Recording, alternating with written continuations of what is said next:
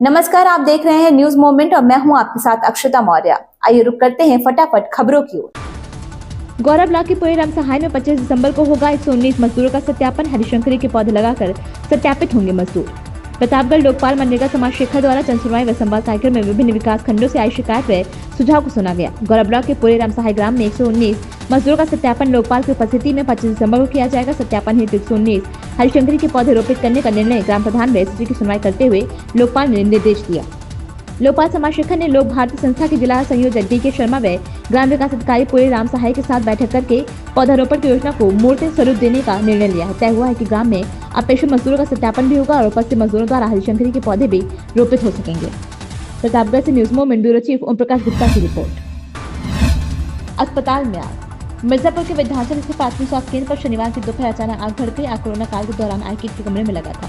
कमरे से धुआं निकलता देख स्थानीय लोगों में आपत्ति मच गई, जिसकी जानकारी अस्पताल के कर्मचारियों को लगा तो अग्निशमन विभाग को सूचित किया गया। अग्निशमन विभाग के कर्मियों ने आग पर काबू पाया। यह कमरा अस्पताल के मुख्य गेट के पास बना हुआ है। वार्ड की दूरी करीब 100 मीटर है, जिससे कोई जनहानि नहीं होगी। बताया गया कि प्राथमिक स्वास्थ्य केंद्र मुख्य गेट के पास अस्पताल में बने कमरे में कोरोना काल के दौरान आया हुआ किट भरा हुआ था, जिसमें आज दोपहर संदिग्ध परिस्थितियों में आग लग गई। धुआं उठता देख स्थानीय नागरिकों ने अस्पताल कर्मियों को सूचित किया। आग लगने की सूचना मिलते ही फायर ब्रिगेड के अधिकारी अस्पताल पहुंचे।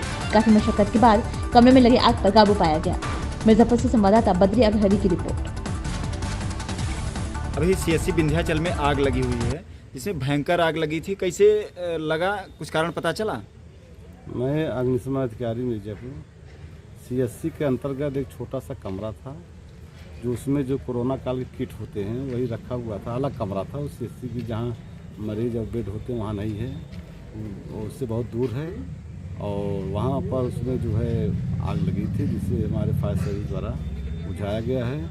और आप चैनल के माध्यम से मैं अनुरोध करूँगा कि इस जनपद के जितने भी हॉस्पिटल हों, चाहे सरकारी चाहे प्राइवेट हो, सभी लोग फायर इक्विपमेंट क्रियाशील दशा में रखें।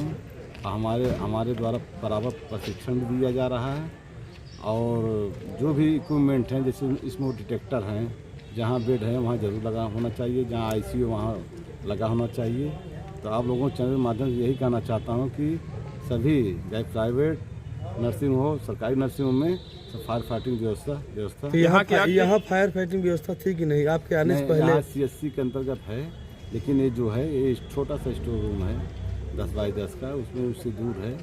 यहाँ की आग पे काबू पा गया कि नहीं? हाँ, काबू पा गया है, कोई इसमें जनहानि नहीं है। वही किट है, वो जो है रखा हुआ था, वही जल रहा है, बुझा दिया गया है।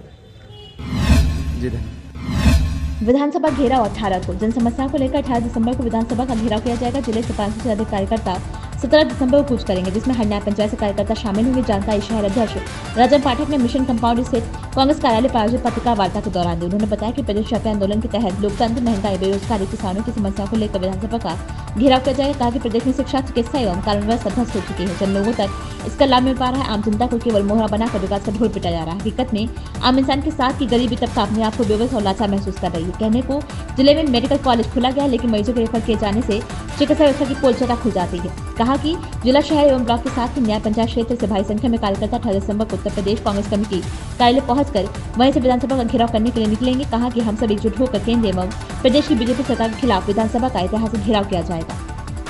मिर्जापुर से संवाददाता संतोष गुप्ता की रिपोर्ट। क्या है किस लिए प्रेस वार्ता? अब 18 दिसंबर को हम लोग तमाम मुद्दों को लेकर के विधानसभा का घेराव करेंगे।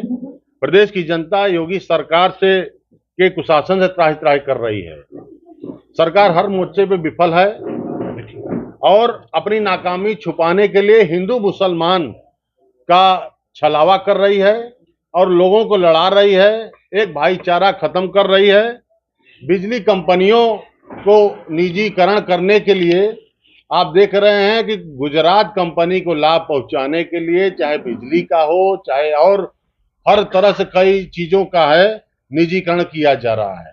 बिजली आप यह देख रहे हैं कि देश में हर जगह जितना यूपी में महंगा मिल रहा है, आज आम जनता त्राहि त्राहि कर रही है। यह बहुत बड़ा और निजीकरण करने से और स्थिति बद से बदतर होगी। चूंकि आप देखें कि ईस्ट इंडिया कंपनी एक थी और यह जो होने से आम जनमानस बहुत बुरी हाल होगी। तो क्या करेंगे इसको लेकर? यह सही रूप से इसका सुधार होना चाहिए और आम जनमानस इसका रेट भी कम करना चाहिए। आप देखें, चाहे संचार विभाग के देखे हैं कि कितना बुरा हाल था। संचार विभाग से सारी कंपनियों को सभी था, मुद्दों को लेकर आप क्या करेंगे? वहाँ विधानसभा घेराव करेंगे। कितने तारीख? 18 तारीख को उत्तर प्रदेश कांग्रेस कमेटी के आह्वान पर, प्रदेश कांग्रेस के द्वारा आह्वान पर हम लोग पूरा प्रदेश के लोग कार्यालय से इकट्ठा होकर यहाँ विधानसभा घेराव करेंगे।